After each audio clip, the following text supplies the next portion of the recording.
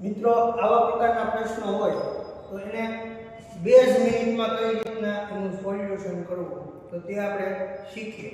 તો કે જ્યારે વર્ગમૂળની અંદર વર્ગમૂળ અને અનંત સુધી જો કોઈ સંખ્યા હોય તો એનું સોલ્યુશન કઈ રીતના કરવું તો કે જોવાનું કે અંદર કઈ સંખ્યા છે, વર્ગમૂળની અંદર કઈ સંખ્યા છે. તો કે અહીંયા જે છે આ દાખલામાં 42 સંખ્યા છે.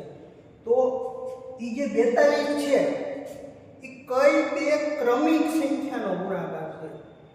તો કે ક્રમિક એટલે શું તો કે એ ધારો કે 1 પછી 2 આવે, 2 પછી 3 આવે તો કે ક્રમિક સંખ્યા કહેવાય. તો આ 42 જે છે કઈ ક્રમિક સંખ્યાનો ગુણાકાર છે તો કે 6 સત્તા 42 થાય. શું થાય? 6 સત્તા 42 થાય.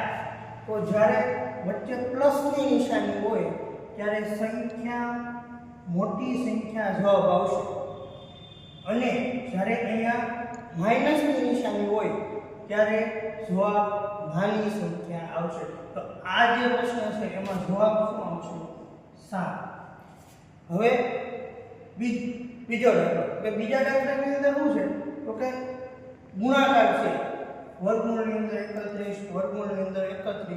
જ્યારે ગુણાકાર હોય ત્યારે સંખ્યા પોતે એનો જવાબ આવશે. તો આનો જવાબ શું આવશે? 31. હવે આ જે પ્રશ્ન છે એનો જવાબ શું આવશે? એનો જવાબ તમારે કોમેન્ટમાં આપવાનો છે.